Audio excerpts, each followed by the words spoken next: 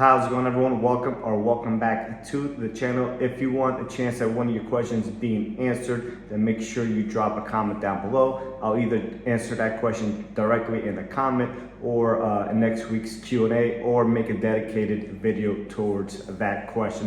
So with that being said, let's go ahead and get started with this week's question. And it is what, in my opinion, is an affordable and good Honda for a young adult. And obviously that depends on a budget, but I'm gonna name 3 cars that I think would kind of fit that, and not necessarily on the cheaper side, but affordable and reliable at the same time.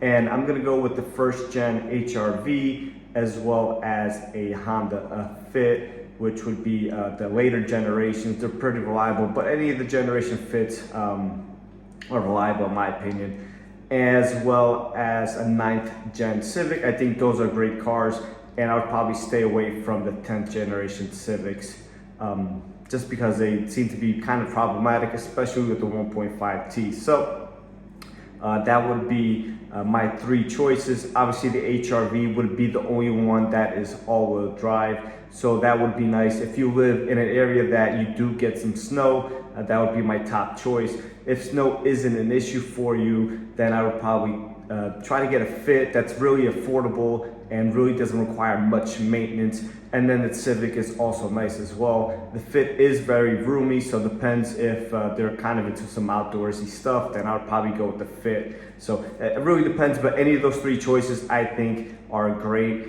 and you won't be disappointed. So hopefully that answers the question for you. All right, so the next question is, what tips do I have with dealing with oil dilution issues? And this seems to be really a short trip in conjunction with extreme cold weathers with direct injection engines. So if you happen to have a direct injection engines and you live in extreme cold weather and have a habit of having shorter trips, then you're going to have to maybe warm up the car before you go and just try to extend those trips a little bit more. I know that's obviously not ideal, but this is really the only way around it as far as I'm concerned. So once again, warm up the engine. That's only gonna do the engine good anyway, so that's always good practice.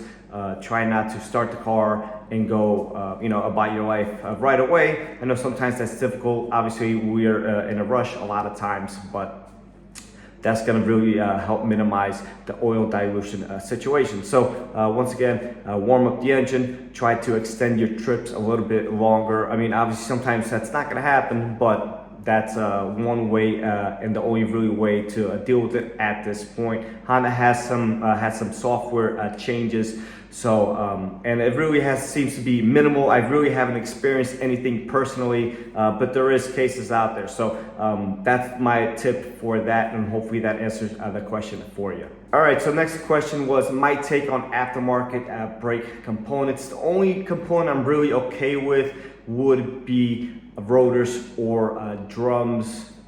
They seem to be pretty okay. Not that the Honda ones are great anyways, they work fairly quickly, so I'm okay with that. The Honda pads and shoes, I would say stick with OEM, because aftermarket ones typically cause either a lot of noise or excessive bite into the rotors. Then they destroy the rotors anyways, so that's kind of a lose-lose situation. But I would stick with OEM Honda pads. Aftermarket rotors I'm more than okay with. Just don't get the cheapest ones available. Obviously try to get something at least mid-tier or something along those lines. Calipers, brake hoses, I'm gonna go ahead and say stay away from that stuff.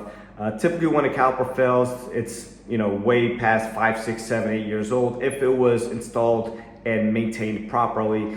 Aftermarket calipers, a lot of times 1 or 2 years into it, the caliper's either leaking or it's seized already, so you really don't save any money in that aspect. So once again, rotors, drums I'm okay with. Pads, stick with OEM or Akabono. That seems to be most of the manufacturers go-to pad as far as Honda goes.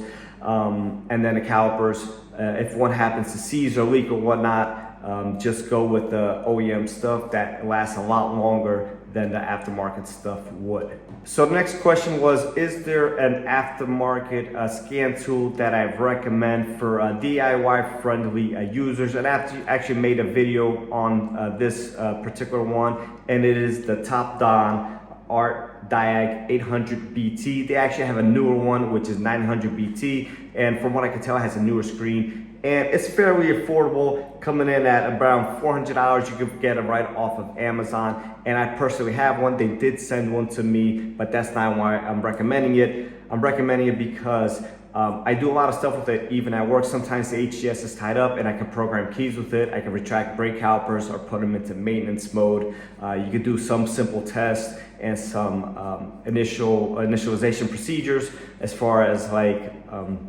steering angle sensors and stuff like that, and you can read some data with it. So around 400 bucks, you can't go wrong really. It does plenty of stuff for the average DIYer. So I think it's a great company. Also offers a free lifetime upgrades or updates on the software. So as the cars become newer and obviously new stuff comes out, you do get to get those updates for free. So that's a really nice feature. Most of them you get it for a year. Then after that you have to start paying for it, which isn't an issue as well, but that would be my recommendation for that. And I don't think you'll be disappointed, especially for just the average Joe DIY stuff. So hopefully that answers the question for you. All right, so last but not least, what are my thoughts on purchasing a 2013 Honda Accord LX? And I've said this before, 9th gen Accords are probably my favorite. I like the design language of it. I think the engine combinations are great, at both engine and transmission on the 2.4 and the V6 models. So the LX obviously is going to come with the 2.4. As long as it was maintained correctly, you shouldn't have any timing chain issues or anything along those lines. Sometimes the timing chain temperatures, they do go bad, but it's a simple fix, and it's a great car overall. Very minimal stuff that really goes bad on it. I made a full video on it. If you wanted to check it out, I'll link both that video along with the Scan2 video links in the description down below. But once again, yeah, I think it's a great car and you should buy with confidence. I would probably steer away from the 10th gen Accords, as they have a ton of issues in my opinion, and I see a lot of issues with them as far as injectors, turbos, head gaskets, etc. If you've been following my channel for a while, you know that. The 9th gen Accord, way less problematic. LX 2.4 CVT, great combination. I know a lot of people are wary of the CVT, but it's a great transmission as long as it's maintained properly, and we really don't change that many of them at all.